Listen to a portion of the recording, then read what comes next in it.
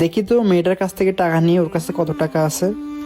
2, 4, 20, 40, 60, 100। মামুনি, তোমার তো এখানে হাফ কেজি কেনার মাংসের টাকা নাই, আর ওরাও তো হাফ কেজি নিচে মাংস বিক্রি করে না। আচ্ছা, তুমি আমাকে বলো তো এই খুচরা টাকাগুলো কোথায় পাইছো? আঙ্কেল, আমি এই খুচরা টাকাগুলো কই পাইছি শুনেন তাহলে। আমার বাবা না প্রত্যেকদিন স্কুলে যাওয়ার সময় 5-10 টাকা দিত। সেই টাকাগুলো আমি আমার এই মাটির ব্যাংকে জমাইতাম। ও আচ্ছা মামুনি, সেটা না হয় বুঝলাম, কিন্তু তোমার বাবা কোথায়? তোমার বাবা মাংস নিতে আসতো, তুমি আসছো কেন? আঙ্কেল, আমার বাবার কথা বলতেছেন? আমার বাবা তো 1 সপ্তাহ ধরে অনেক অসুস্থ।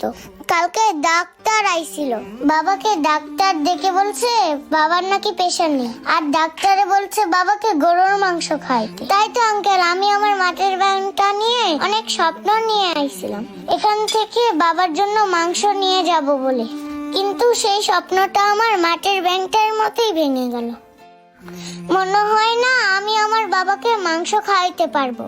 দেখেন না আঙ্কেল, আমি এই মাটির ব্যাংকটা ভেঙে এই কয় টাকাই পাইছি, বেশি টাকা পাইনি। তাই তো আমার স্বপ্নটা পূর্ণ করতে পারলাম না। আরে মামুনি, কে বলছে তোমাকে তোমার স্বপ্নটা এই মাটির ব্যাংকের মতো ভেঙে যাবে? না, তোমার স্বপ্ন পূর্ণ হবে, ঠিক আছে?